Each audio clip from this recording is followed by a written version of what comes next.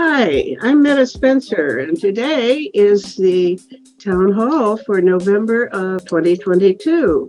And I'm very happy to welcome some of my friends already here. And let me say what we do. This is the Project Save the World's monthly town hall meeting for everybody in the world, especially people who are activists trying to fix the world. And I have four of my friends already here fixing the world. The first one is Paul Wirbos, who was about to tell me about his impression of what happened at COP27, which just ended a few days ago. So I made him hold his horses so I could get this started because I knew you would want to hear his impression of two, which doesn't sound too favorable. But tell us, Paul, you start with the bad news first, and then I think you got a little bit of good news someplace. Now. Okay, I should repeat, but be brief on the bad news. That there was a day a week ago when I sent an email out to some local people I know, like the Atlantic Council, saying this has been an incredible day for those of us worried about climate extinction.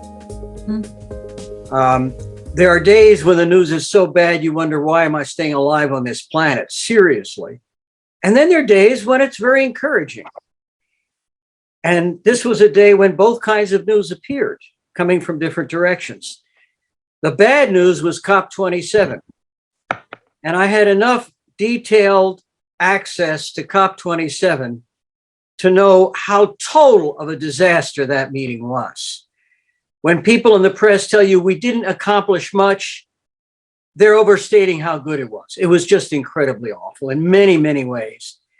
One of the awful things was it was dominated by representatives of power groups in the third world who were assigned one simple job: get us more money at any cost, and to hell with anything else. And so the biggest agreement that came out of that conference was agreement by the developing nations that what they really want is a mitigation fund, very similar to what was tried after the Kyoto Agreement. There was a CDM agreement that was part of the Kyoto Climate Treaty years ago, and it was a total failure.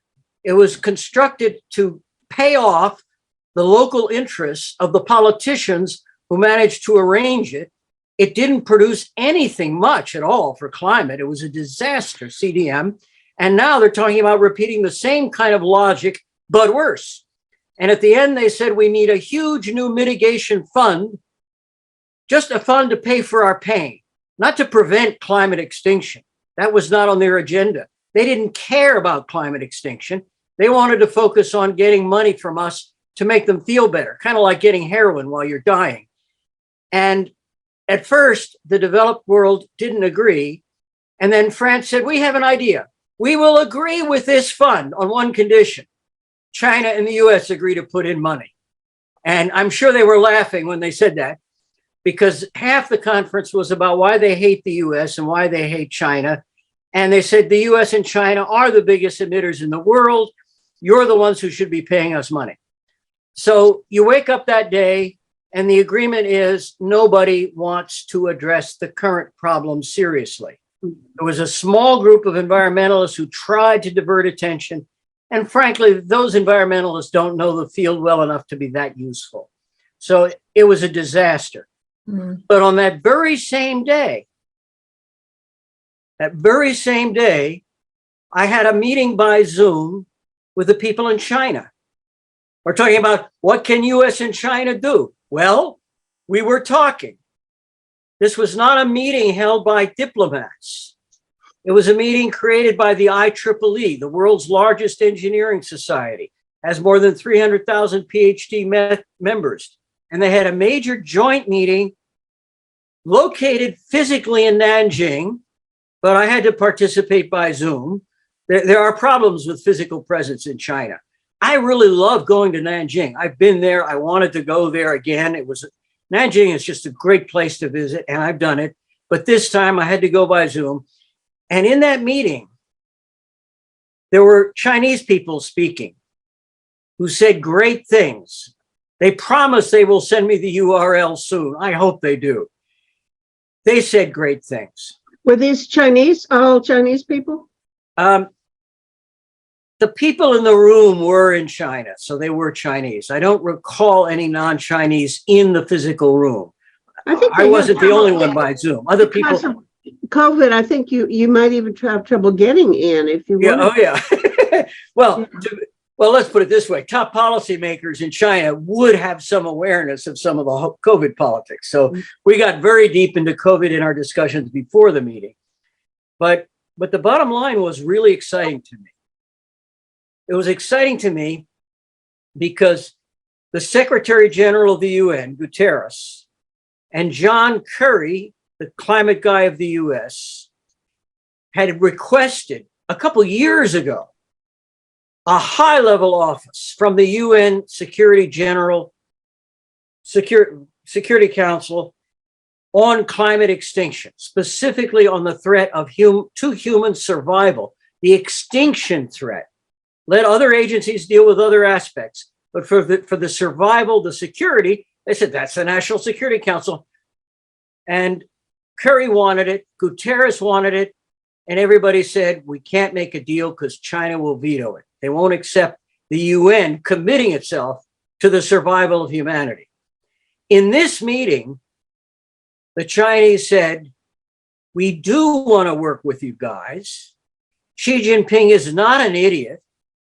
He even knows what a non-zero sum game is and what it means to do a win-win solution. And he even knows something about the internet. Xi Jinping wants this kind of international office and collaboration for the internet. So let's have a new agreement, which I hope goes beyond our little discussions. Let's have a deal where Xi Jinping gets what he wants in exchange for Kerry and Biden and Guterres getting what they want. Let's have an office of existential threats that begins with two really big things. And one of them would be a division I would think of as the Xi Jinping division, which addresses the internet issues that he has been talking about, where he wants international collaboration. And the other one would be a division, we'll call it the Biden honorary division. And each one of these guys will get something that's life and death for all of us. And us people are threatened by all of these problems. And if they could have one division that's competent on the internet side and one that's competent on the climate side, maybe there's some hope we can get the kind of international action and information we need. And we need information more than we need policy meetings. Because the big reason they're screwing up climate in the EU is because they're getting vested interest information and they're not getting the best technology. It's critical in both areas, climate and internet. You really need access to the very best true information without the kind of junk you get from the vested interests. Wonderful. Okay, now was there anybody there who was in a position to go back to Washington and say, let's do it? I don't know all the people who are on the Zoom. I see. Okay. And the people I saw were in China. Well, okay. Well, you are you're our man in charge. You are hereby authorized to fix the world, starting in Washington at the UN and in, was it Nanjing? No, but you're quite right. Yeah. My lack of continued employment, I retired. Yeah. My lack of I used to have those kind of connections in DC. Now that I retired, the connections are much weaker than they used to be. And so that is a weak spot. Well, here comes Peter Wadhams, and I want to, you have already been introduced, but I'll introduce you again as soon as I go through a little bit more of a ritual. Peter has had meetings with John Kerry and so probably has some wires that he could pull. So let's talk about this in a bit. It's time for me to say hello to everybody who's been arriving. And we have Marilyn Krieger, who's in California. Say hi. Marilyn is... Yes, so, right. Well, I am actually a cat behaviorist, a certified cat behavior consultant. And right now, my interests are in our local mountain lions and our bobcats. I'm working with all wildlife, but my interest is how urbanization and the blocking of their corridors and the fragmenting of their habitats are affecting their behavior and are affecting them generally. And by the way, Bill Lycum cannot be here today, but he and I are putting together a talk that we're going to be doing on Saturday, December 16th. And it will be comparing some of the behaviors between his gray foxes and then some of my felines that I study. All right, keep us posted. Peter Brogden is in cottage country. I've forgotten exactly where in Ontario. Hi, Peter. Halliburton, yes. Charles David Tauber is in Croatia, in Vukovar. Say hi. Hello, Charles. How are you? We'll talk later about the extent of trauma and the need for capacity building. Mm-hmm. And I've already said a brief hello to Peter Wadhams, who is, I presume, in Turin, Italy. Yeah, I'm in Turin at the moment. Okay. Adam Wynn is here. He hasn't. I'm not going to introduce anybody until you put on your image. Cindy Sinclair is in Toronto. Hello, Cindy. Hello, Meta. Hello, everyone. So I just received your email and I thought I'll join the conversation. But Cindy, this isn't your photo. Yes, it is. It's a more recent. I don't get it because I thought I knew you, but I don't know that photo. So there we go. Good. Now we have 3 other people who are not showing their faces, so I'm not going to introduce you. That's your punishment. You turn on your face, and I'll tell you who. I'll tell everybody who you are. Katya is going to show us her face. Hello, Katya. Hi, Meta, and hello, everybody. I just got your email and invitation, and I thought that that's a great opportunity to join and listen to the conversation. Definitely, it's going to be valuable. Thank you so much. What's your surname and where are you located and what do you do? Okay, my full name is Katya Emami, and I am in Toronto, Richmond Hill, and I'm an MPAC student, Master of Peace and Conflict in University of Waterloo. Okay, yes, you and I had a conversation the other day, and I didn't recognize you somehow. You are from Iran. Yes, You're originally I'm from lady. Iran. All right. Yes. And you're going to provide an article for us about the current protest movements. I guess I want to call it a revolution going on in our next issue of Peace Magazine. So everybody should be ready to read what Katya is going to say. I will be too. Thank you. Right, guys. Now let me go back and just see if for Paul, in fact, because Paul has been rightly lambasting me for failing to deliver a foreword to the book that he's writing, and I'm trying to respond by doing it, but there seems that when I look at what's needed, I get sort of variable input. So I'd like Paul to definitively tell me what he wants, and then I'll do it. and this relates to the other thing. I started by saying I'm on a volunteer unpaid crusade, fortunately not needy, to do what I can to prevent the extinction of the human species in the next century. That's about half of my energy is on that. And I believe there are 2 number 1 threats. There's climate extinction, and I owe Meta great thanks for introducing me to Peter Wadhams and actually Peter Ward more. Mm-hmm. And we've had conversations about what do we know about the real threats of the human species dying off because of new climate problems. And Peter has been a magnificent source of information. I'm so grateful that he talks to me sometimes. Mm-hmm. But the other big threat is what's happening on the internet. And just as Peter knows more about ocean currents than I do, I know more about the internet than any of you guys, to be honest, because that's a field I have led in the IEEE with my research and other activities. And the big news for me this week was that when COP27 was failing, COP27 produced a total disaster, in my view.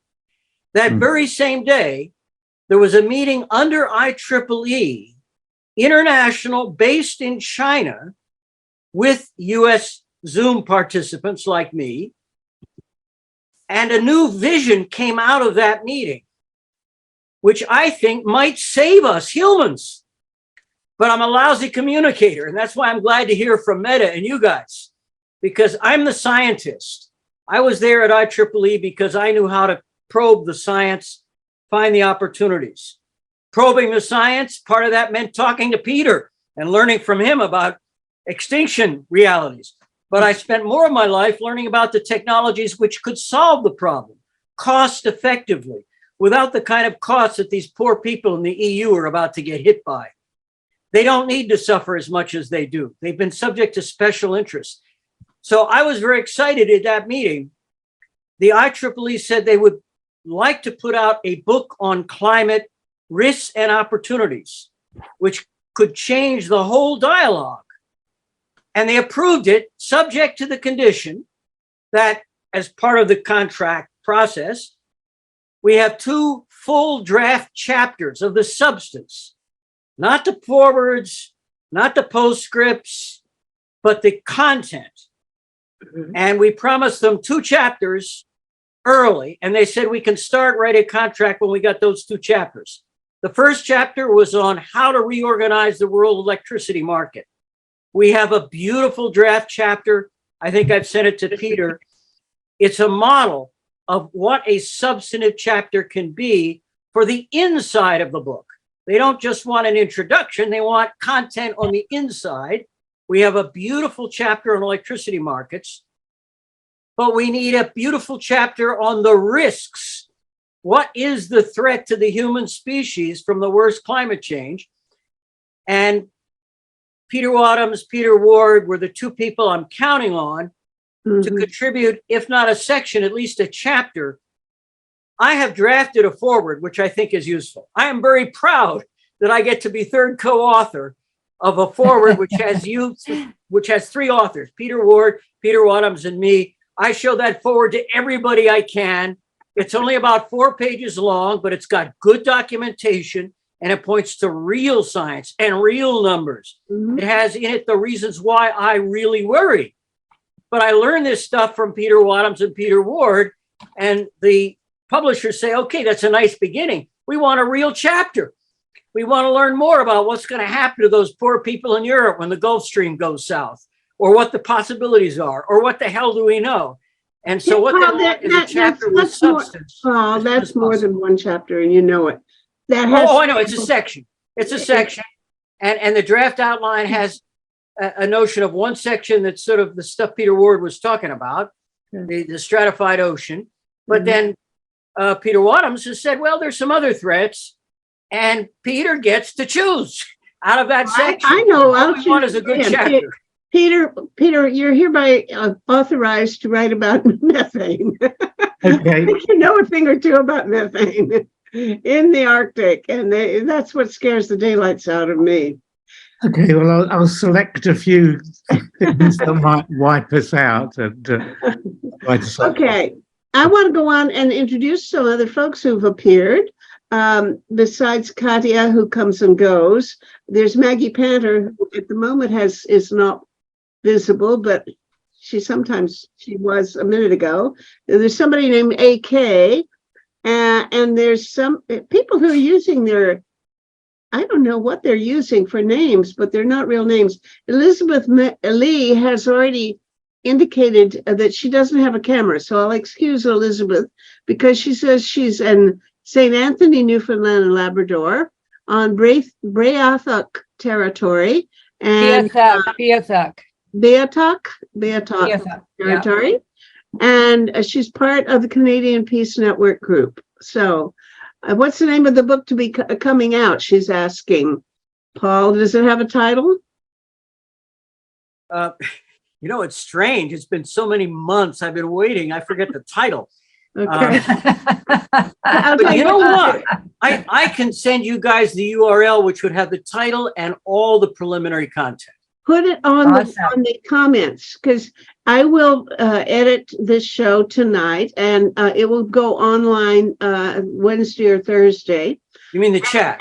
From that point on, there's a whole comments column under each show, so you can go there and post additional thoughts. If anybody has anything to say more than you got to say while we were, when the mic was on you, you can always add it and there and debate each other. So bring us up to date later this week, if you will, Paul, and that way we can follow you. It'll be a Now- lot easier for me to put it in the chat. Well, you can, except that it won't be there till it won't be visible to the general public until I post the show, and then the chat will go up, and everybody in the world will see it. You see all the great publicity I'm giving you guys. Okay, Maggie Panter, and we have here CWW 2015 Hello. iPad. Somebody, who are you? Clive, yeah, I've just done. Hello? Where'd you go? Well, he's gone. He or she or it. David Miller is in Montreal, I presume, although you're just a silhouette. If you're a real person, say hi. Hi, just a sec. I'm not in Montreal, and I'm in Lac Brome, and I'm trying to upload a file to the chat right now, which is why I'm not talking. It's related directly to what Peter was just talking about, and I want to get back to trying to upload it.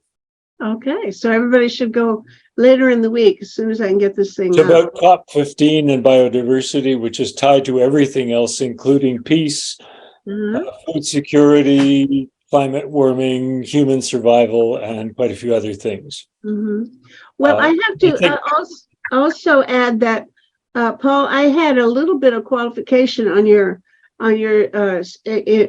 judgment that the thing was an absolute total flop, because I talked to Peter Fikowski. I didn't talk to him. I just had 2 or 3 words of exchange, but he was happy about one thing.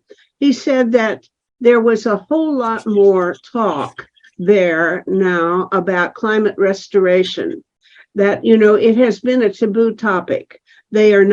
People in general do not want to talk about the fact that, yes, there are ways in which we can take carbon out of the atmosphere, and we can shade the planet with things like cloud brightening and other things that would help make life more bearable while we actually get rid of greenhouse gases.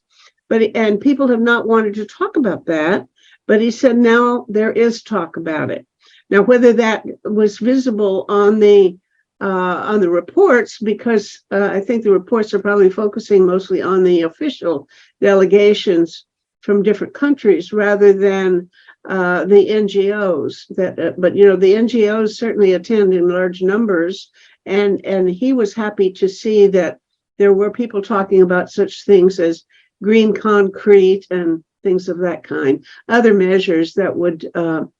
And what Peter Wadhams is engaged with, and that I want to promote, is a project to cool and keep large parts of Hudson Bay frozen throughout the summers. So we want to. That's a measure that a lot of people are not going to listen to. They're biased against it, but it is something that. I think people should become aware of as a real possibility of not just doing it after we've finished, after we've got to global zero, net zero, but we could start right now doing that sort of thing. Anyway, I'm talking too much. I want to give the floor to somebody who has something burning to say. I know that Charles Tauber always has things to share with us. So, Charles, why don't you lead off with whatever's on your mind? And when other people feel the urge, just butt right in. Sure. We're coming, first of all, with regard to climate, we're going to be having huge numbers of climate refugees and huge numbers of of people traumatized by the climate change. That's already happening. You look at the Horn of Africa as one example, including Eastern Africa, places like Kenya, Somalia. So that's horrible. The amount of the number of groups we're getting is increasing. Don't ask me how I'm going to get to all of them. We've got a new group in Haiti. We're starting a group tomorrow in Liberia. I just got a letter from somebody in Yemen, would you believe, who wants a group. We should explain when you talk about you have a group. Yeah, I was just, yeah. People that you're training to be barefoot therapists, right? Right. They're learning. Well, what we're doing is we're educating NGO people and others to do psychological work with their constituents within their own communities. And they seem to appreciate it. So we've also got groups in Nigeria, in Congo. And by the way, I hadn't realized it, but 1 million people have died in the Congo conflict till now. 1 million. Really?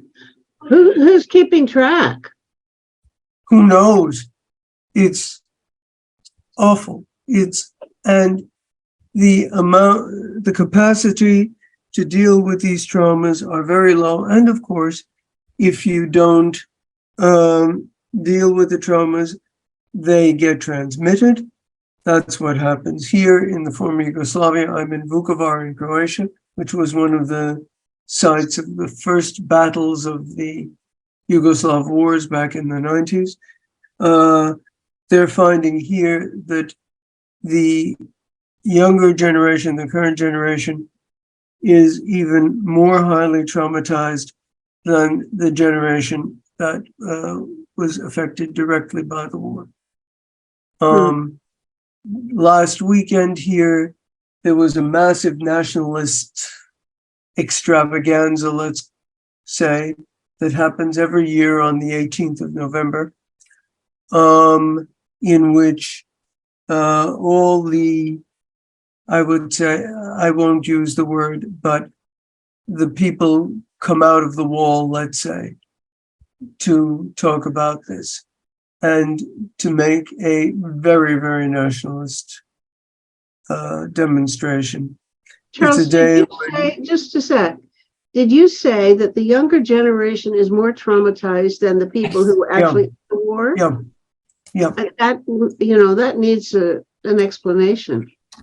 That needs an explanation. Okay. There is something that we've seen, and it was very strongly documented right after the Second World War about transgenerational transmission of trauma. If you want to see classic work on that, it's Vomik Volkan, Volkan. I've heard him talk and I want to get him on my show sometime, but I haven't managed to. Volkan is, I met him a couple of years ago. I met him about 10, 15 years ago. He's marvelous. He's in his 80s now. Yeah. And he's absolutely marvelous. And there are others. There's John Burton in Australia. There used to be Adam Curl, who died about 10 years ago, I guess, in the UK. Well, look, my question is, I can understand that there's a transmission of trauma from one generation to the next. What I can't understand is why it would be bigger in a later generation than in the people who suffered it. That makes sense. Unfortunately, it's being promoted by the politicians. The whole traumatization is being promoted. And the Ukraine war, of course, isn't helping things. So, no, it's pretty bad. And of course, many of these wars in many of these places never have stopped. Many of these, because of the lack of capacity, nobody or virtually nobody is doing anything about this, except for us and one or two other small groups. And there's a great need. There's a great need for work on it. And we're kind of going, not kind of, we're going crazy with it. So. Well, anybody who wants to become a barefoot therapist, here's your guide. I'll put our website and my email in the chat. Yeah. Do you ever get anybody inquiring from these? Oh, yes. I don't know if you remember a guy called St. John York, who was here the last time from Liberia. Yeah. No, but he contacted me, and we're going to start groups in Liberia now. I love the idea that you can do therapy by Zoom as well as other things. Oh, yeah. Absolutely. Everything but hug each other. And I guess therapists don't anyway. And it's easier, obviously, because I don't have to give out all the airfares and go through all the hassle of getting visas and all the rest of it. And we can continue it on a weekly basis. So I'd like to know if anybody else I'd like to go back to this thing of the COP27, because that's an event that is, of historic, well, it should be of historic importance. And I'm agreeing with you that it certainly turns out to be a fizzle. But is there anybody else who has any news about new information that may have come to light in those conversations in Sharm el-Sheikh? Yeah, I just wanted to say that this conversation is fascinating because it's exactly what I've been thinking about for the last, I guess, year and a half. And I'm finally hearing it in the peace networks. The peace networks have so much to offer to the world right now. There are real lessons to be learned and real methods that can be followed. Charles, who's mentioning, the lasting effects of trauma, and people talking about the wave of refugees, and of course the wave of right-wing backlash that's going to accompany that. There's an example going on right now in Scotland, which is kind of interesting. Scotland said it was going to be generous to the Ukrainians, and they packed them all onto 2 cruise ships anchored in Leith and Glasgow. And the people there are being desperate. They're calling it floating refugee camps, and they're getting the same kind of treatment the refugees have always got, which is inadequate services, no contact with the population, and galloping disease. Good Lord, I hadn't heard that. How long has that been going on? It was in today's Guardian, but my point is that's actually one of the kinder stories about treatment of refugees. Right now, there are countries being paid to machine gun refugees on the borders before they even get to the place where they're trying to escape. And this year, several thousand have drowned in the Mediterranean, except the media are ignoring that because they can sell more newspapers by concentrating on other issues. So we're entering a world where the politics of cruelty becomes normal. The whole business of racism, of which refugees you allow into where. So if you're Black, you can't get into anywhere, and if you're Ukrainian, you can in a lot of cases, because you're white European. And I have nothing against the Ukrainian, not at all. But if you look, say, at a Malian or a Cameroonian or someone like that, trying to get into a country in Western Europe, it's very difficult. And what David said again about the borders, the Croatian border and the pushbacks and the Greeks in the Mediterranean, I don't have words for it. the way these pushbacks are going. The cruelty, the inhumanity in Europe at the moment is absolutely incredible. That Scotland was going to be kind to the white European Ukrainians, but even they are being mistreated in ways that we would consider totally unacceptable. So if that is the best that can happen to refugees, then we also have to look at the other end of the spectrum of the worst. Mhm.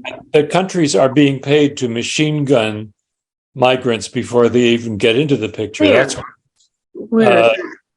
Libya is one place. I think Algeria is another. I heard last night, I have two Uyghur groups, one on Saturday nights, and there was apparently in Urumqi, there was a house, a detention center, which was closed, which was locked, and 40 families were burned alive. This is a week or two ago. These are I had- Uyghurs. Sorry, did you say Uyghurs? Uyghurs, yeah. This happened a week or two ago, and I hadn't heard it on the media or seen it on social media, and I'm pretty, how shall we say, up to date with this stuff. But this is what they were telling me, and this is happening all over the world. The Congo stuff is, Well, this Everybody- Uyghur camp was in China? yeah, this Uyghur camp was in Urumqi, which is the capital of what the Chinese would call Xinjiang. Mhm. So I have lived in that province, in that city. But right now, when I think about these problems, one of the data points which your community should be probing is the role of this new guy, Prigozhin, in Moscow. Mhm. Because US-Russian relations are a major uncertain variable at the heart of this global system. And I was amazed recently to hear about how this guy Prigozhin is running these groups in Africa. Wagner Group. Yeah, the Wagner Group. And the automatic knee-jerk response is, oh my God, he's running the Wagner Group. He must be the very center of evil. But you know, our planet, it's very hard to figure out who's on top and who's on the bottom from time to time. And there are people who are speculating that this guy might be tougher and harder to deal with in some ways, but he might also be more rational and someone we might somehow be able to create a balance with. We need to know who the hell this guy is. Where are the hopes for communication, and where is there a threat to humanity itself? This guy Prigozhin in Moscow is turning out to be a critical player in the new generation, which will be replacing Putin. But Paul, he's a hawk. He's one of the people pushing Putin to be tougher. And Richard Nixon was a hawk. But life can be very complicated, and people can have positive and negative aspects. And even if he's negative, we need to know what the hell we're dealing with. Prigozhin, somebody wants to know how to spell his name. Something like Prigozhin. Prigozhin. It's spelled exactly like the chemist. It's spelled like the chemist. I was startled when I saw such a familiar name in a high place in Russia. But it is spelled the same way as Prigozhin, but it's Prigozhin. Okay, spell it. Nobel Prize winner, isn't he? Right?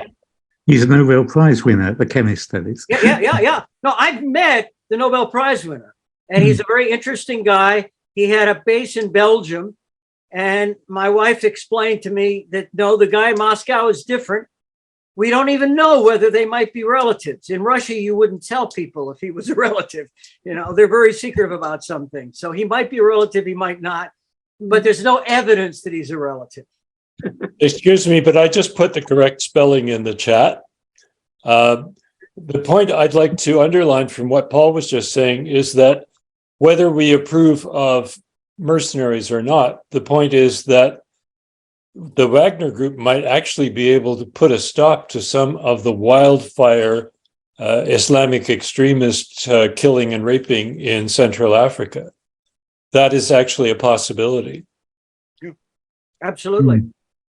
Well, I can maybe in relation to what Dr. Miller's been saying, there's the really nasty thing I'm finding with Britain is that here's a country which purports to be sort of sensible, merciful, principled, etc., but behaves in fact in such a way that it's killing people.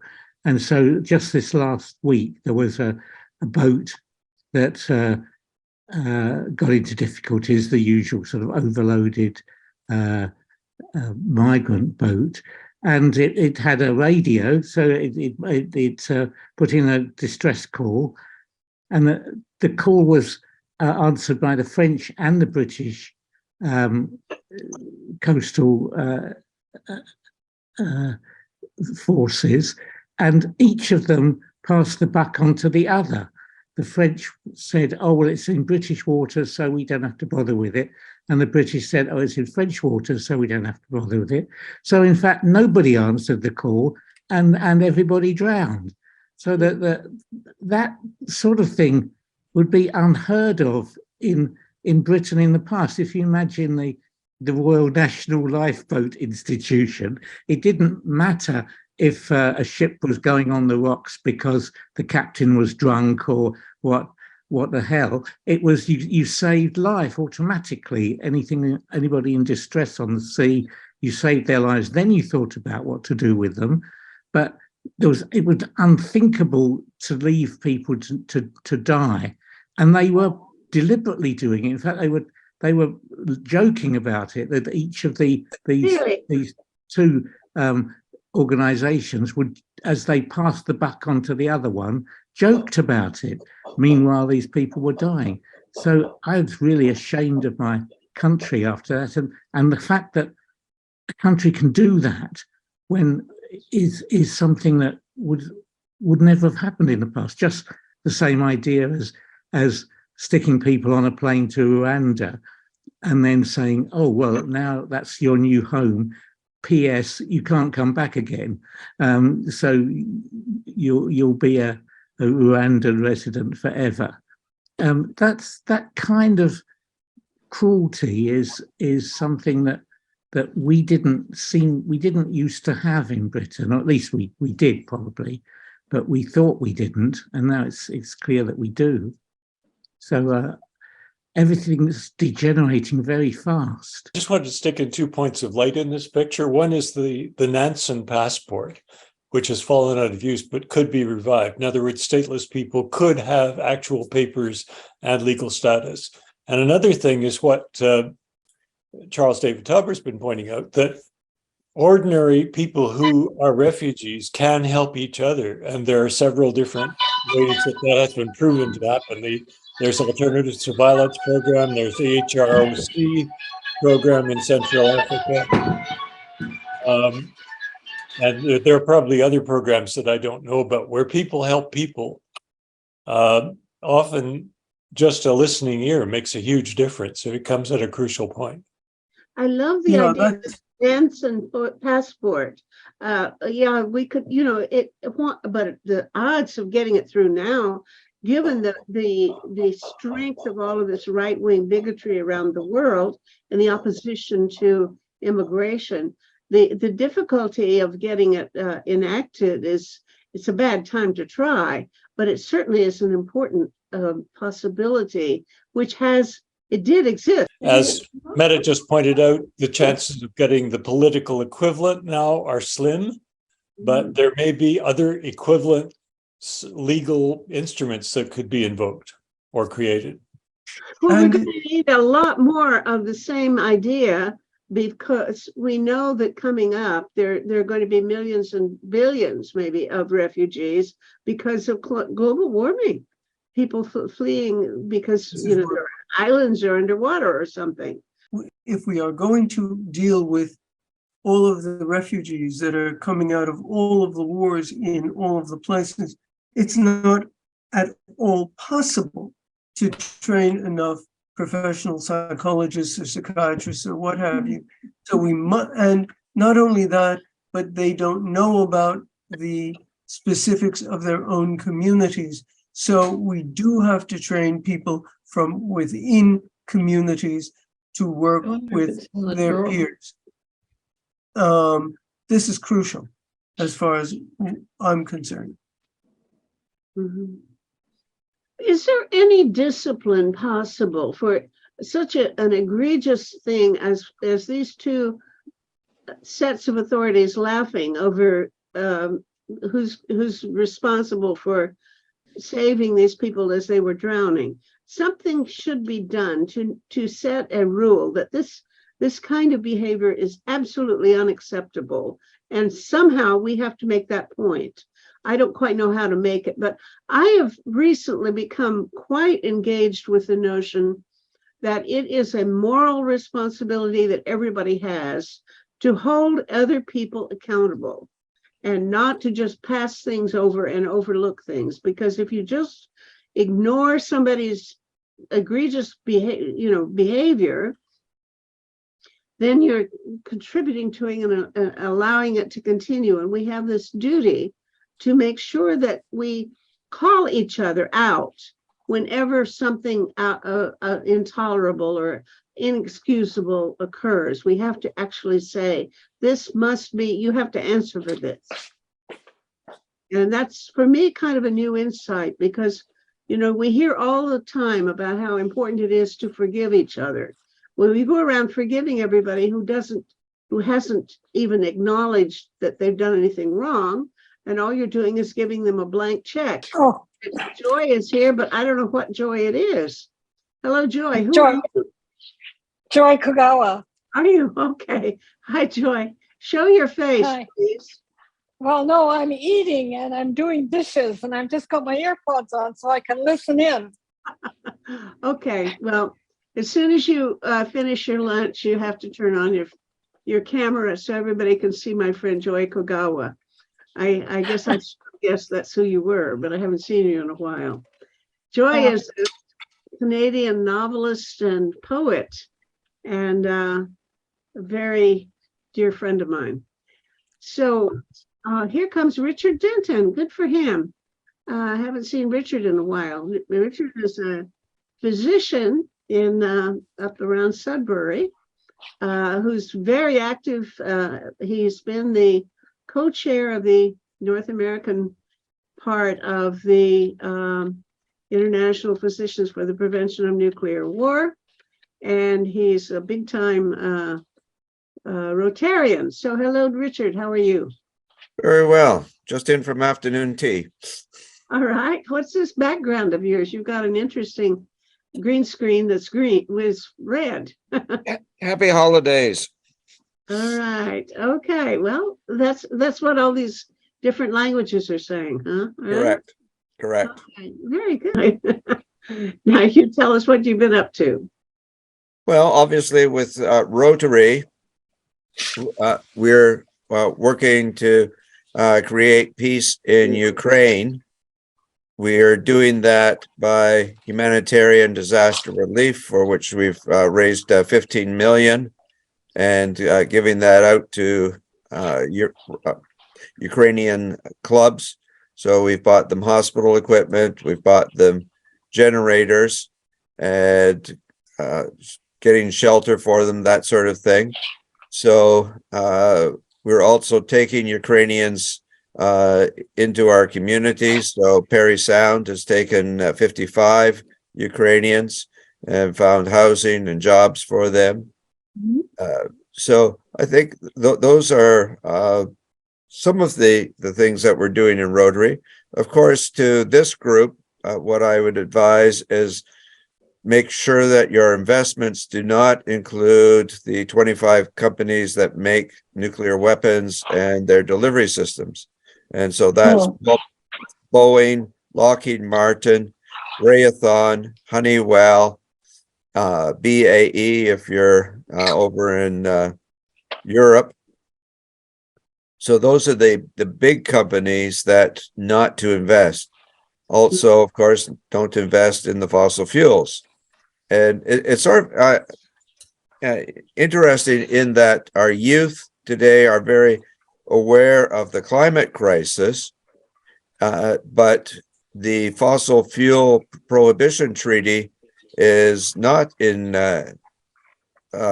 existence as yet, whereas we old folks remember the Cold War, remember the Cuban Missile Crisis, and so we do have the treaty on the prohibition of nuclear weapons, and that is now been ratified by 68 countries and signed by 91 states. So the 91 states are in the process of ratifying it. So you've got the contrast between the youth on climate and us older people on nuclear weapons. Mhm. And I think, but of course, everything is interrelated, and how the climate is interrelated with nuclear weapons is, of course, is that the military is one of the greatest users of fossil fuels, one of the greatest creators of greenhouse gases. And of course, right now, with war, they are destroying the environment. Mhm. And if if Putin decides to use tactical nuclear weapons, then there's the risk of escalation to strategic, large nuclear weapons that are aimed at cities. And then, of course, the nuclear power station, they're fighting around that all the time. And so if they drain the water pools that's holding all the radioactive waste, that will release a tremendous amount of radioactivity, as reported by Gordon Edwards. So we really need to create peace. And we have a Rotarian who has built a computer program called Smart Settle, based on the work of the Nobel laureate Nash in economics years ago on mediation. And so many sides can put in their information, and the computer then generates a best scenario, which is always better than the status quo. But the other people don't know if it's computer generated or if it's the opposition that's making these suggestions. Mhm. So you're not having people arguing back and forth directly at each other, but it's through the computer, and therefore can be done in a much more civilized manner. So the thing is now to get all the sides to utilize that, and hopefully then create peace in Ukraine and elsewhere, whether it's Yemen or Sudan or Somalia. Yeah. I had the idea when I talked to the guy who I've forgotten his name, who invented that. It's Ernest Thiessen. Ernest Thiessen. Yes. And he wanted to get somebody who's a peace activist in Ukraine to play the game. And it's described as a game, but my friend refused to do it because he said, this is serious times and we don't play games or something like that. No, I don't think it's a game. It shouldn't be called a game. No, definitely not. It's not a game. It's not a game. It's a simulation of a real conflict, and you could really learn something from that. I would like to be able to put it on as part of a show if we could do it in a reasonable way. But I got the idea it wasn't feasible to broadcast people. What do you call it? Playing it, but you don't want to call it. If you're not going to call it a game, what do you call it? Well, Enacting it. yeah, acting in it, it's a simulation. It would be to show people what can be done, and so therefore, and this can be done very quickly, actually. So, mind you, of course, you have multiple iterations, and people then have to digest what the computer puts out, and so it is a process that will take certainly days and weeks to work out. But as a simulation for you, Meta, it certainly can be done within the hour. Can it? Okay. Well, I'll get back to him because it wasn't ready for that, or at least I couldn't help him find a Ukrainian who would play. But now, if I can ask you one other question, or not just you, anybody else who knows the answer to this, you know, the bombing of all these cities now is creating a situation where the horrible winter is coming, and you know the Russians might win the war, so to speak, just by bombing, and not even though their armies can't sustain themselves on the battlefield, they can obliterate so many people and make it impossible to live. That, you know, it is possible for them to win in the sense that the Ukrainians eventually might have to just say, well, we can't keep it going. Well, what are the plans and what possible procedures can be? I want to say procedures when I really mean weapons. What could be done to stop these incoming missiles and bombs? Because if they're able to just at liberty bomb any Ukrainian city, this is obviously a very unsustainable situation for the Ukrainians. But is there any kind of weaponry that the U.S. could provide, or any other country, that would enable them to stop these incoming bombs? Yes, there are anti-ballistic missiles systems, and certainly they work, you know, by and large. If you have one missile sort of coming in, that can be shot down. But if you have 100 missiles coming in, no, it's not going to work against all of them. And so those missiles some missiles will certainly be getting through. I think, as I said, what we in Rotary are doing is we're providing generators. So that will help because they can certainly knock out the large power plants, and they've shut down the largest nuclear power plant, but there's several other nuclear power plants still operating. And so again, that is very much a risk. And it's sort of ironic that with nuclear power, it is dependent upon external electricity. And so we've already seen that cut off to the largest complex. Luckily, the diesel generators were able to cut in, and they weren't flooded like they were in Fukushima. But still, that is very much a risk. I think in war, Meta, there are no winners. So there's only losers, but it's a question of the only winners are the companies that make the weapons, unfortunately. And of course, then the rich get richer. But you know, I want to come clean and make an honest, horrible confession now in front of the whole world. That is that I am a peace activist who's now very uncertain of my position. Every time I've ever, for my whole life practically, it's been a matter of, if you're in a war, the first thing you want to do is get a ceasefire, make them stop. And as of now, I'm not so sure. Because when Zelensky says, if we stopped now the attack against the Russian-held portions of the country, it would give them a break, and they would be delighted to have respite, a few months or whoever, some length of time off, so they could build up their weapons and come right back at us and be in a stronger position. And in the long run, it would be harder for us to fight than if we continued now. But they would come back.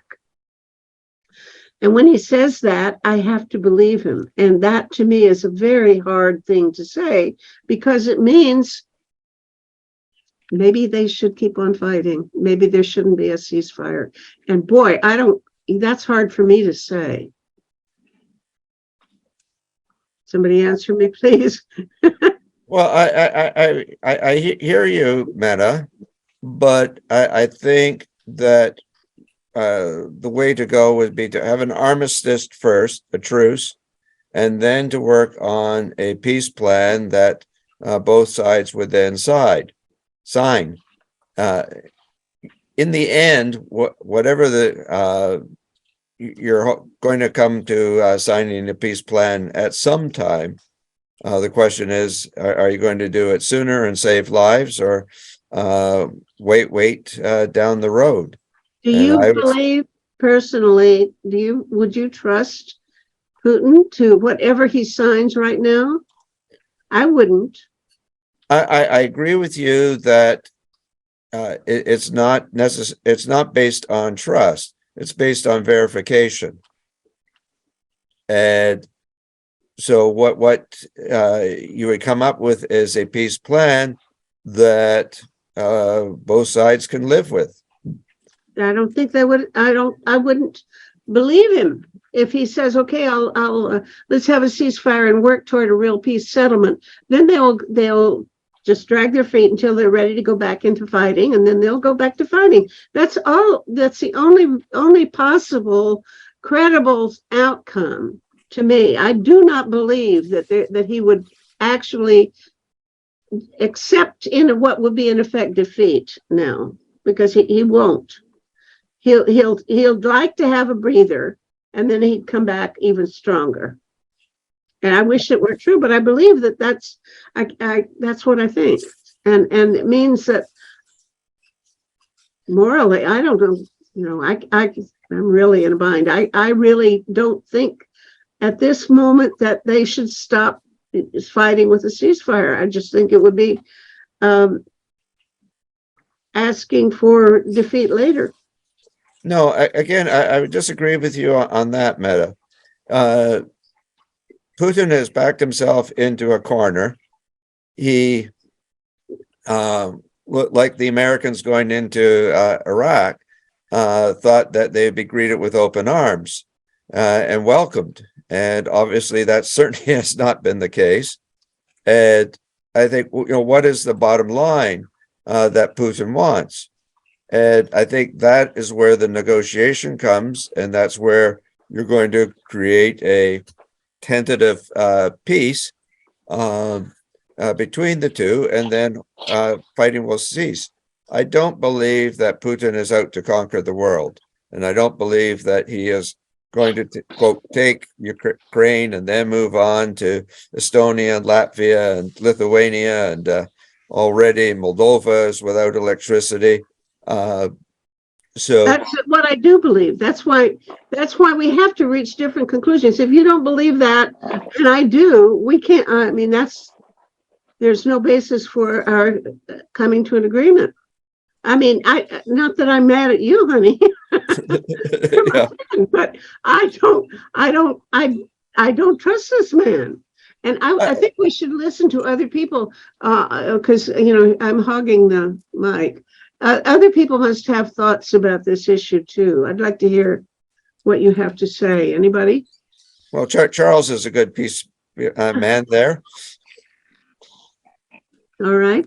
Is Charles around? Where'd he go? Here's Yeah, Charles. he's there. I'm around. The one thing I would say is also, let us look at it from a grassroots point of view. First of all, I'm in touch with Alexei Pozharenko, who comes to this group every once in a while. I'm I surprised. hope he will be here today. I've been in touch with him, even yesterday. So I hope he'll show up here soon. Go on. Yeah, but there's the whole group of conscientious objectors, and I think we should be definitely supporting them. We should also be supporting grassroots stuff. I remember during the Vietnam War that there was the phrase, what if they gave a war and nobody came? And I think we should be very much supporting those kinds of ideas and networks. Mhm. And also we have to be supporting quote unquote common people on the ground. We're not doing that. So, yeah. Well, I would agree, you know, early on, when I thought that the Russians were going to win right away, my opinion was that the Ukrainian government should have just said, well, come on in, because we don't think we can stop you and you're going to come in anyway and kill everybody. So come in, but just know that we're going to do nonviolent resistance. So nobody's going to cooperate with you, and you cannot really occupy a whole country the size of Ukraine. And so you'll find that it won't work.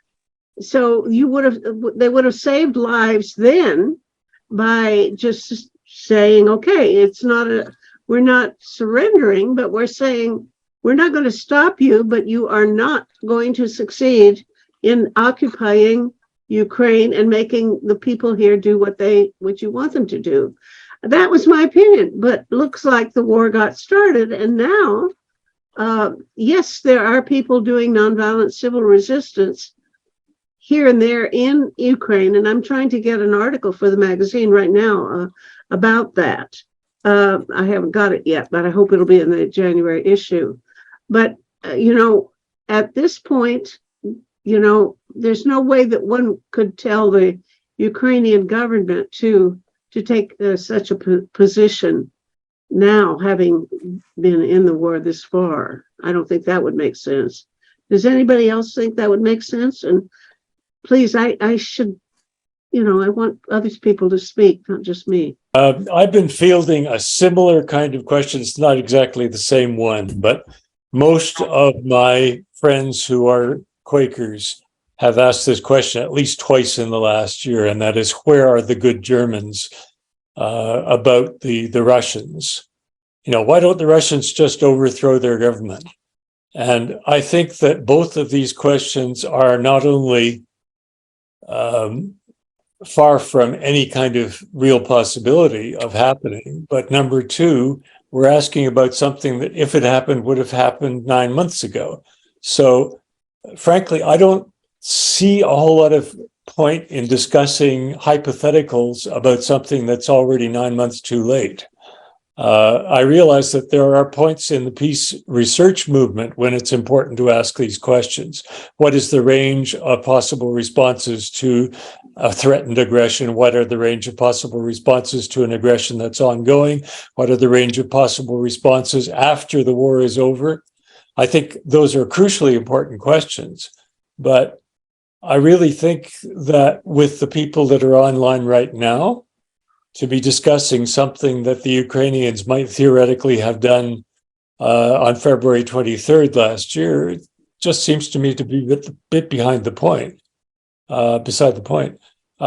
What I would like to hear from people who have been at this for 30, 40 years and much longer than I have is, what are the range of possible responses now that would help real people and save real lives? And I mean, there's not going to be one simple answer. Well, again, I would come back to a negotiated settlement. And I don't think it has to rest on trust, Meta.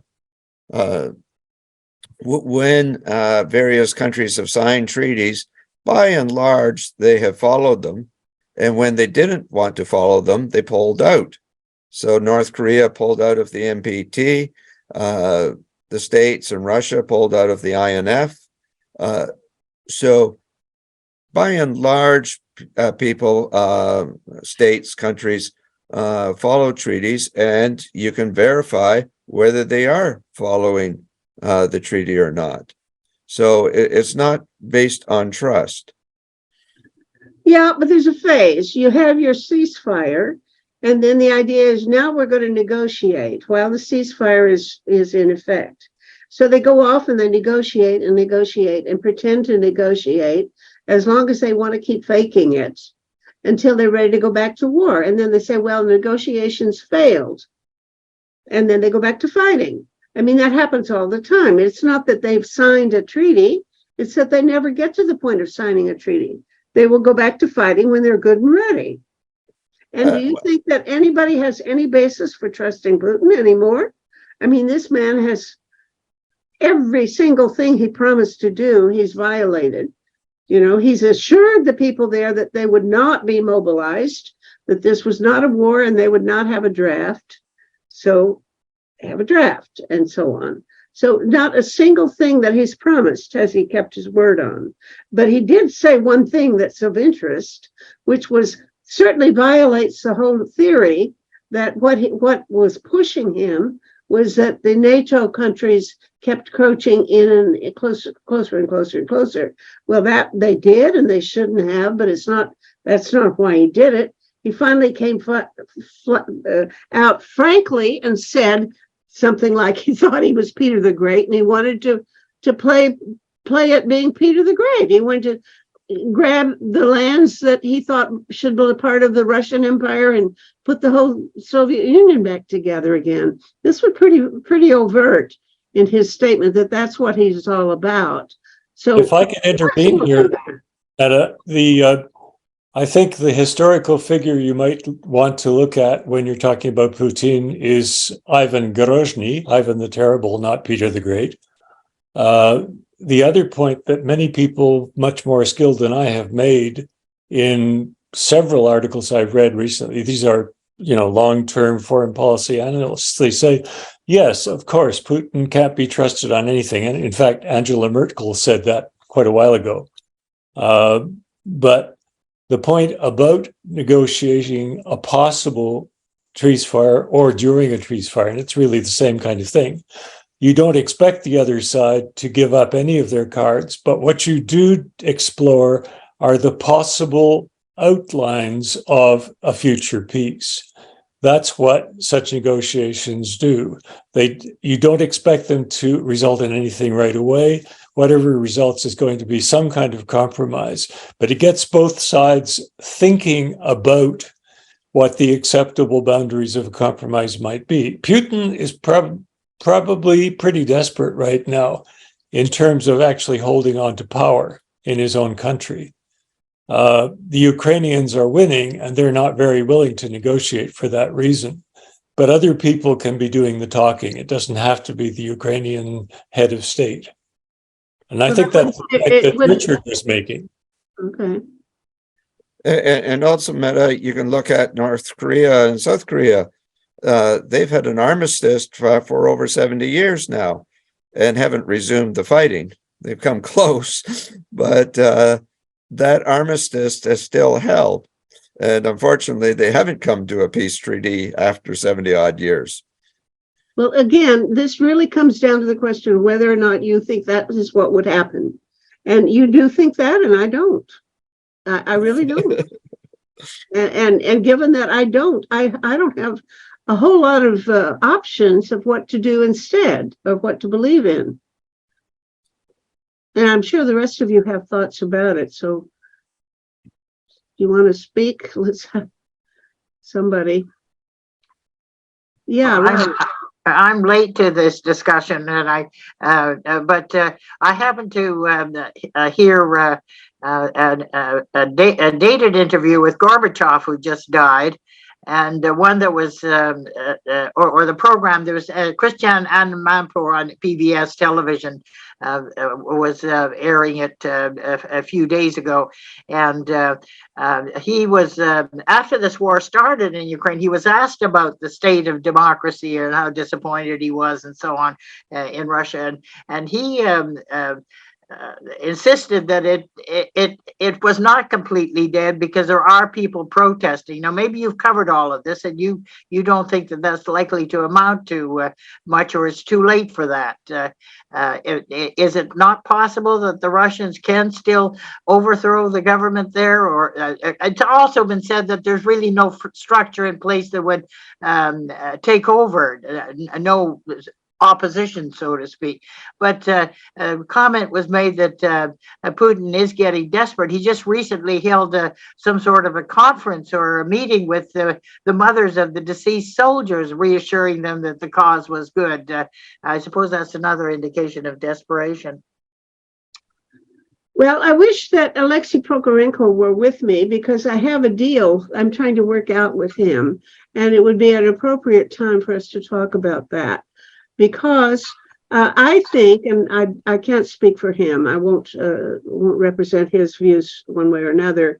But I think it to me is the appalling thing is that the Russians, by and large, the whole Russian population is so reluctant to get involved with any kind of opposition, and the people that I know who I could tell you stories, but it would be a little personal because they're people that I'm so close to that I consider them part of my family, and they would not on the day of the invasion. Instead, I called them to ask what they supported, and they said they were in favor of the government. And later, only a couple of weeks ago, I received a phone call from one of them, assuming that I would just forget what he had said, that he was in favor of the war. But they were very clear that they were in favor of the war, the whole family, and that I shouldn't call them because I was risking putting them at risk by phoning them because they might be arrested for 15 years and put in jail for having said that they didn't approve of the war. So I didn't call them anymore. And finally, one of them called me, and I reminded him that the last words that he said to me were extremely rude and vulgar, and I wouldn't even be able to say them on a Zoom or any other, even probably. If we were in person one-to-one, I might use the expression that he used on me, but it was not a nice language. And I reminded him that was the last thing he had said to me. Well, and he said, well, we weren't telling the truth because we were afraid. Well, they're afraid. They're afraid. Well, that's true, Meta. But there's also been an awful lot of a lot of pundits on television, anyway, saying that the potential groundswell of opposition is growing as the nature of the war is brought closer to home. In other words, people are being recruited to fight who, we saw all those people fleeing the country to Georgia and other border states. I suggest it could be argued there's no one left to fight. I'm in touch with some of those people who are expatriates who are outside the country. They fled. 1 million people approximately have fled the country. And if you ask them about it, there is no conception that they should have stayed and fought or resisted or tried to organize any kind of opposition. This never even dawns on them. It never occurs to them that might have been something they should have done instead. It's just taken for granted. It's a completely impossible idea. Well, for other countries, it's not completely impossible. Okay, so you're holding my book up. Well, that's okay. Thank you so much for holding it up, Richard. That's a book I wrote about Russia, but that was mostly in the Gorbachev days. And anyway, it does not very kind. It doesn't say very nice things about Putin. But the truth is that when they leave the country, they still don't organize. So what I'm proposing to do is get some Russian expatriates and set up a town hall in Russian for Russian expatriates who fled the country, and have a Russian host it on my Zoom window, and have them every month or every 2 weeks hold a town hall meeting for people who fled from Russia, who want to talk about what kind of a country they would like to organize, because they need to talk about politics. They need to talk about how to fix the Constitution and what kind of government is possible and that they would like to have. Otherwise, if they don't talk about it, there's no way that even if Putin were overthrown tomorrow, there's nobody ready to step up and do anything because they have no idea. It wouldn't be democratic. They've had no conversations about it. They do not discuss it. And even when they're outside the country, they don't discuss it. I went to one thing where a wonderful guy named Konstantin something, starts with an S, who's in Tashkent. And he has organized a breakfast club for Russians who fled the country. He's fled the country himself. And he does these daily shows, not this week, but most weeks. And so he has this breakfast club where something like 15 different Russians appear every morning to have breakfast. And if they don't have the money, he pays for their breakfast. So he's a nice guy, and yet when he introduces these people at the Breakfast Club, they don't talk about politics. They talk about what they're having for breakfast and how many children they have and things like that, what jobs they once had, but they don't talk about politics. Well, If they on don't the talk other about hand, politics, they're never going to get a democracy. Though what we need is a town hall meeting where people can talk about what they need to do to fix the kind of country that they want to have that will work. Well, Meta, aren't your termites going to be doing this? There aren't any termites. In Gorbachev's day, I mean, his right-hand man, Alexander Likotal, disagreed with me. I said, one in 100 or something like that. He said everybody in the Communist Party was a termite. Everybody knew that they had to get rid of the system, that it wasn't any good. Right now, you cannot say that because there's nobody in Putin's cabinet or anywhere near who will talk that way.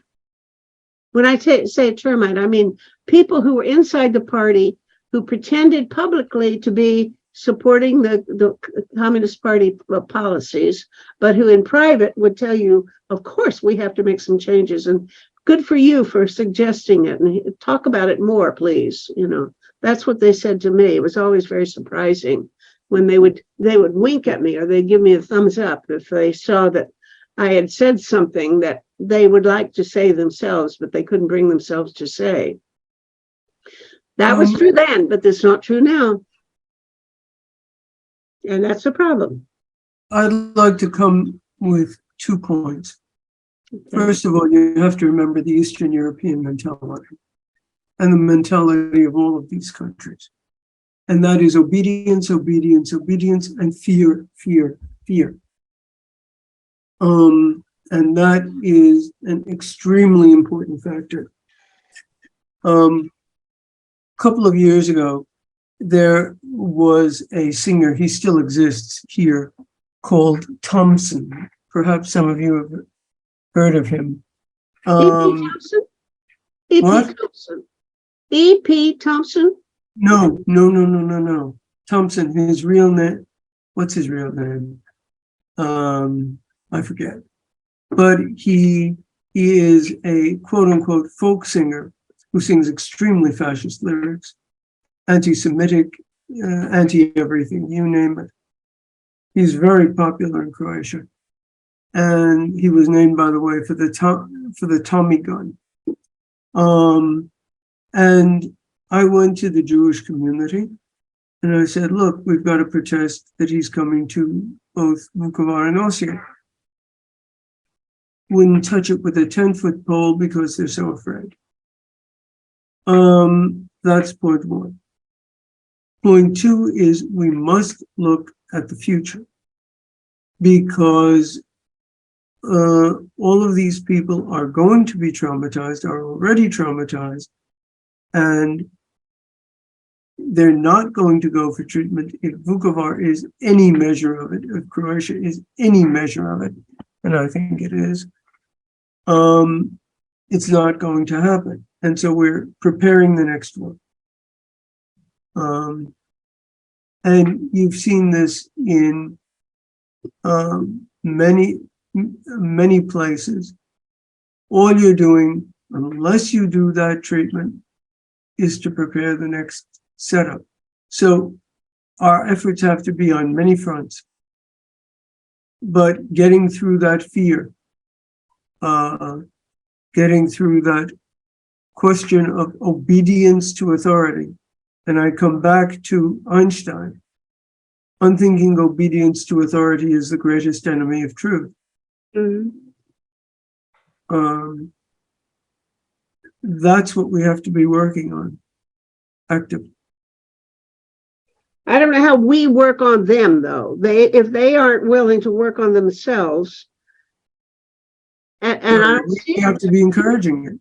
We have to be talking to them constantly. We have to be there for them. One of the things that does not exist, and Meta, you just mentioned a very good idea, is to have these town halls. for them. One of the things that we do is we simply open up virtual spaces. So some of the groups I have, I don't say 10 words a whole hour or an hour and a half. They speak, some of the Uyghurs do that. They speak in their own language, and they'll speak for an hour and a half. And that's perfectly fine with me. If every once in a while I get a kind of half translation. But we have clients who do the same kind of thing.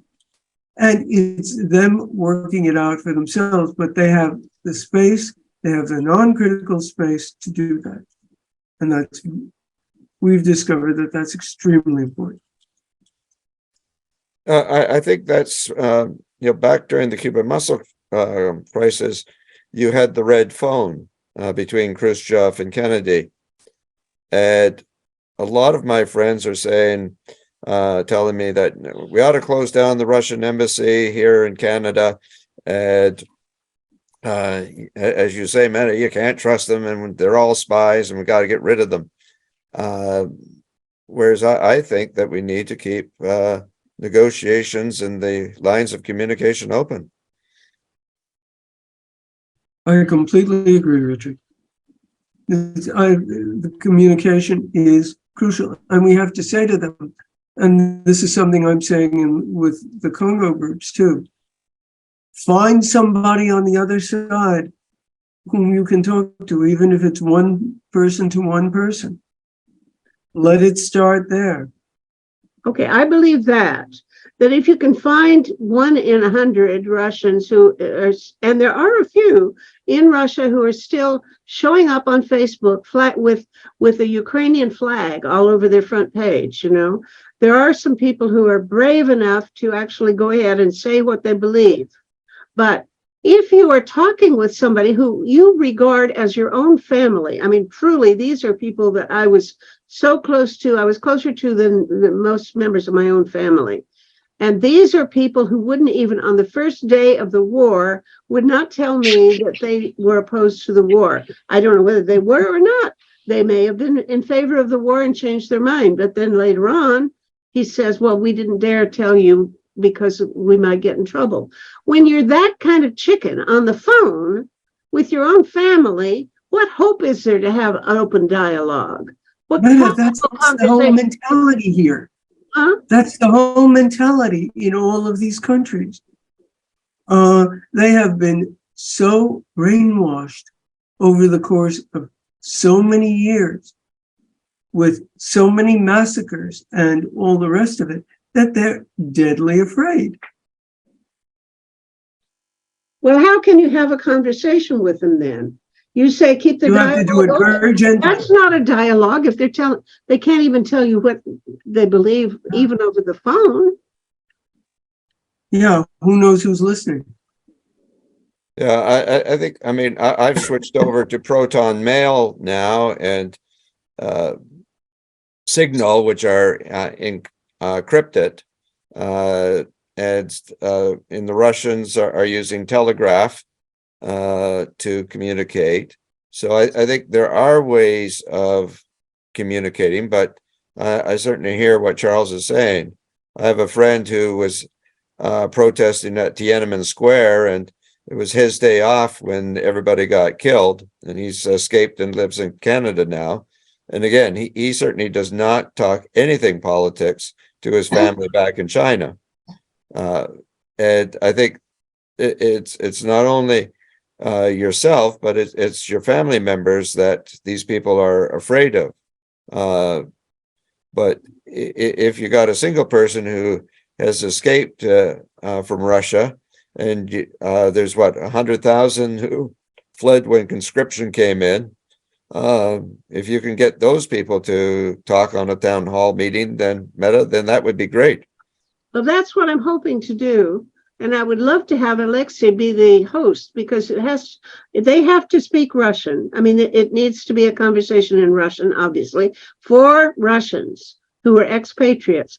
But there needs to be some kind of structure to it such that they will know, well, today we're going to be talking about how to have police accountability. Or next week, we'll be talking about what kind of economic incentives we want to create, or structures we want to what kind of social security program, or all of these things. Who gets to decide who's going to be the next prime minister, and all of these things that need to be worked out in advance, and they need to talk about it. And that's the reason right now, if you listen to people who are doing research on the effectiveness of nonviolent civil resistance, such as Erica Chenoweth and Maria Stefan and so on, these others, they say that in the last 15 years, nonviolent resistance is much less successful than it used to be. It used to be twice as effective as violent resistance, but it's not that much anymore. And the reason they give is that it's much too easy for people to call a protest movement, say, meet me at the square at 6 p.m., everybody. You call them on their cell phone or their Twitter or something like that, and a whole bunch of people will show up. But then if you win, even if the guy's in charge, turn over the keys to the palace and say, okay, you take over, we quit. The next day, you won't know what to do, because you people haven't been talking to each other beforehand. You just got a bunch of people together who are strangers. What you need is for a year or two in advance to have tons of meetings going on in private, in which people talk about what kind of government they want and work out the details. And then they get to know each other. And then they get to know, well, which person would be good for this particular job, and which person, we shouldn't appoint him for that, that kind of thing. And so that when you get ready to put your government together, you know each other. That's why it's important to have these conversations by Zoom now by people who are outside the country. Well, some of those people are not going to do it because they're afraid that they might get their own family in trouble back in Russia. Some of them will do it nevertheless. And some of them are brave enough to do it even inside Russia. And the people that I know who are continuing to actually speak out boldly in Russia against the government, so far, none of them have been, there are apparently 17,000 people have been arrested for doing that. But the ones I've met that I personally know are not being arrested. They've not, so far as I know, suffered any consequences at all for speaking up. Here comes somebody else. We have some newcomers here. Khurshid Ahmed and Mary Grow. Okay. So again, back to whomever. Who would like to speak on this issue, or do we want to change the subject?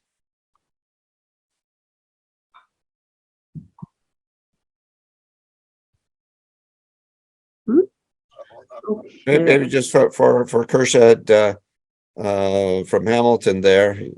So with positions of global survival now, IPP and W Canada, I believe. What we're talking about is the Ukraine and Russia and how to create peace. Your thoughts? Thanks very much. I'm sorry I was away. I just got back. But no, I'm just listening because I'm joining midstream. Please carry on. Okay, and here's Mary Grow too. Perhaps Mary, you have something you'd like to share with us. Oh, I've joined very late and I haven't usually come, but I just thought I would give it a try. No, I just hope you have a good discussion. I have nothing particular. Okay. So, Khurshid, tell us more about yourself. I know your name, but I'm not sure we've ever had a conversation before. Thanks. Actually, you have been to our house once. I think when Joanna was leaving, we had a party or some other occasion. I remember you've been to our house. I know you very well. Anyway, thank you very much for your warm welcome. And of course, the issue of Ukraine is so complex and painful.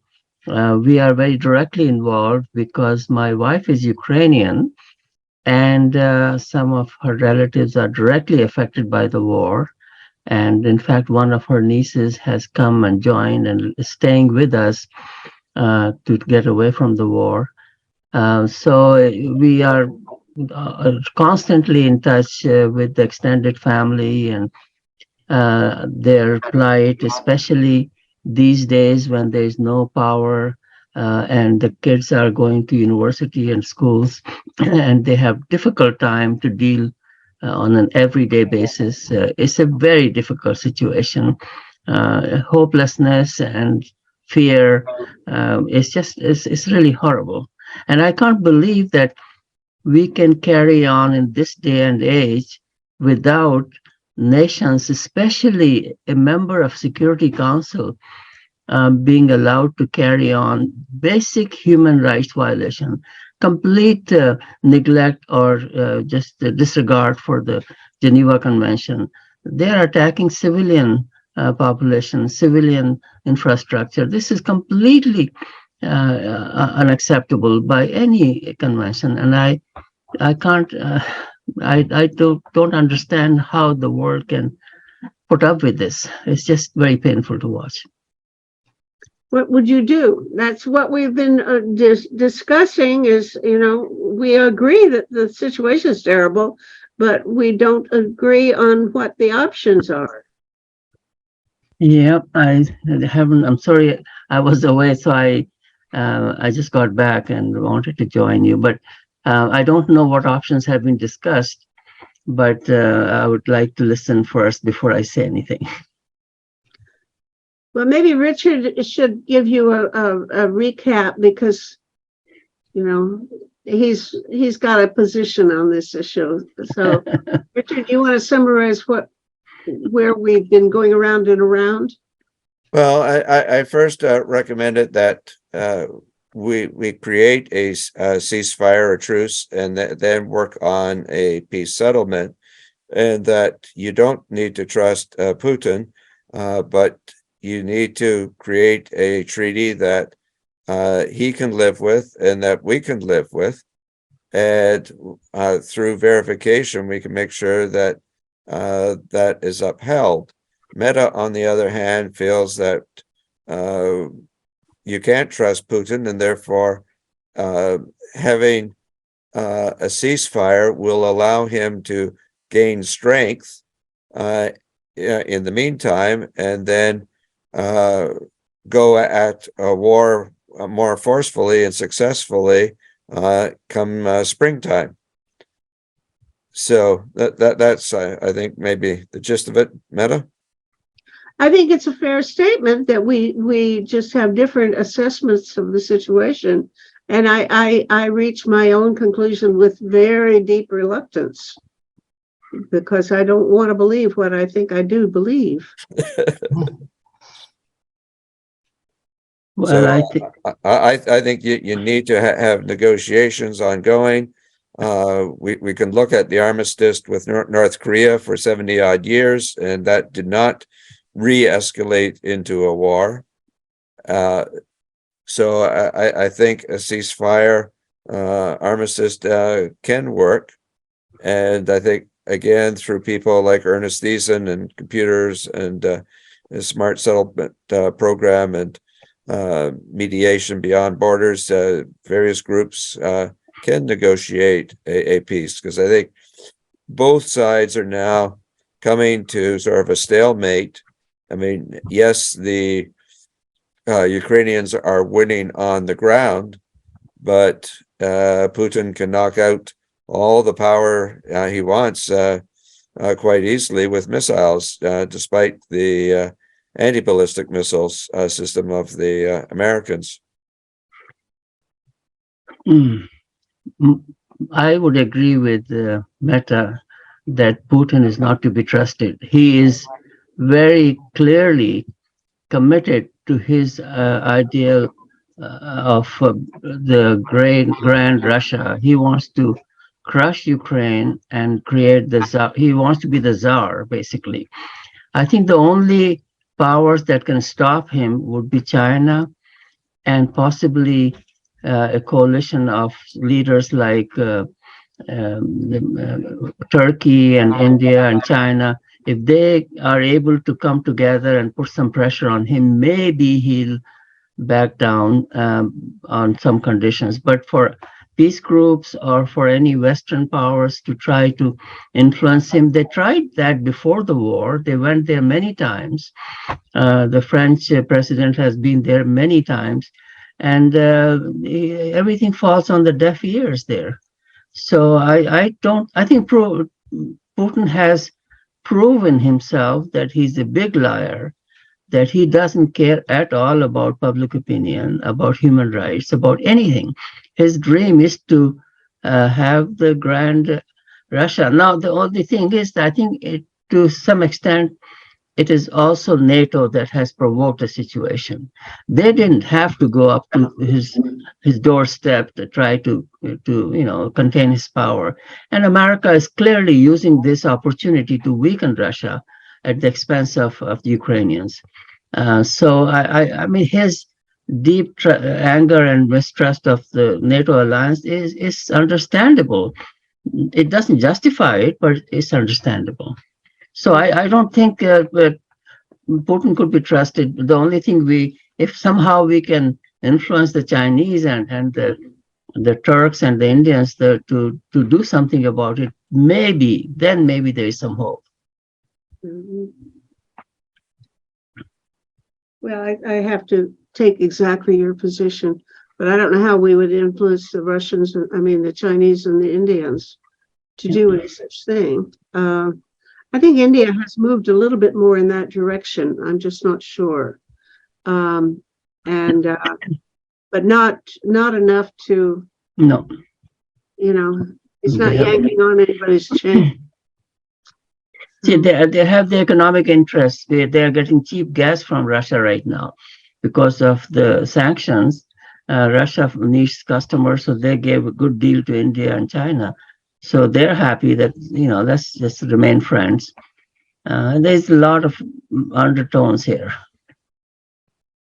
Yeah, well, it's really hard. I don't know about you, Khurshid, but, here being a peace activist who says they have to keep fighting, it's not. I know. What do you do? What do your Ukrainian family members say?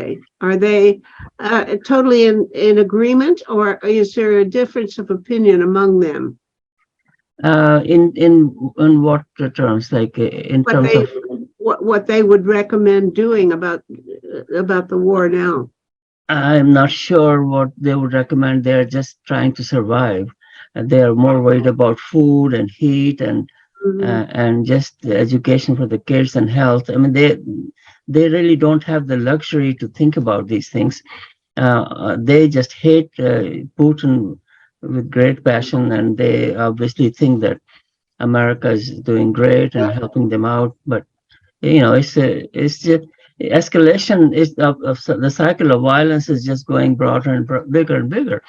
They're not in a position to make that judgment of ceasefire in terms of they say that Putin only understands the strength, and he will not back down no matter what you tell him.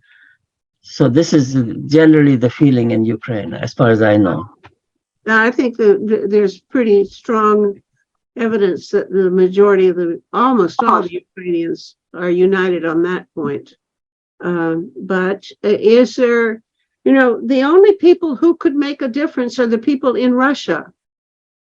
If the Russian people were able to think in terms of resistance and protest and do it and get enough numbers to actually make a difference, because everybody has to know that if they go to the street, the odds are they won't be killed.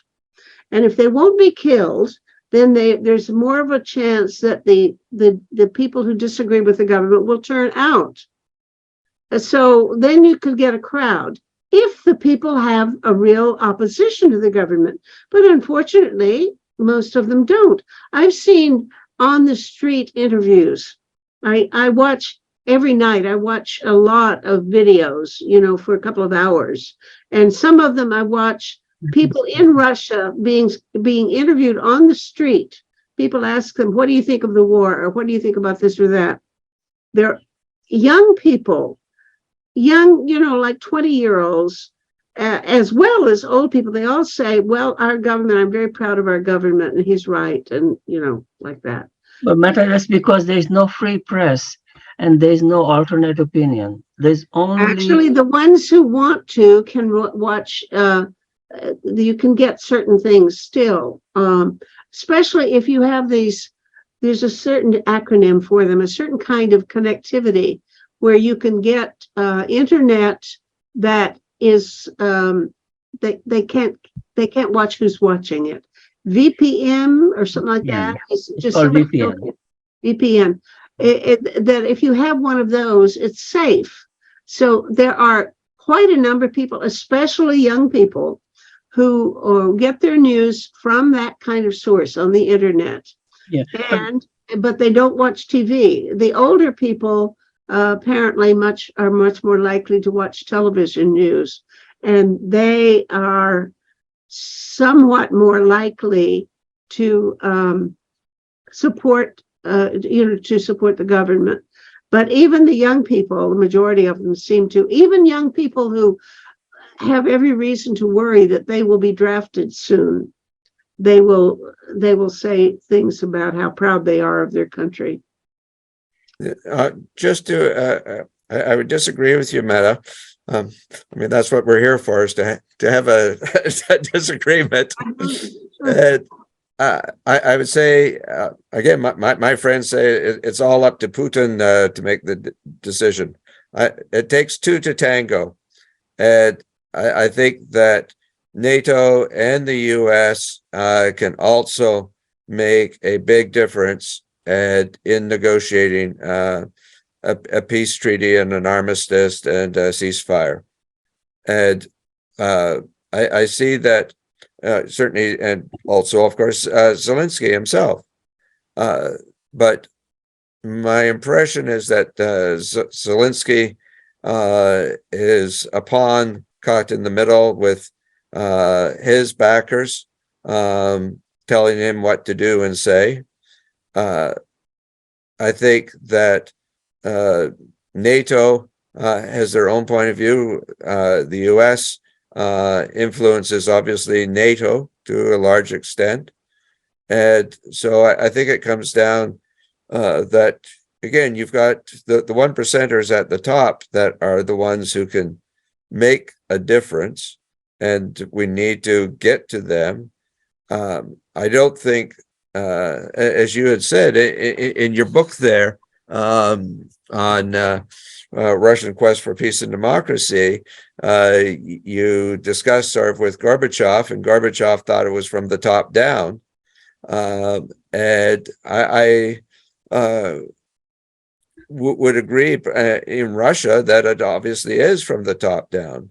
I think where mobilization of grassroots can have an effect is here in the West.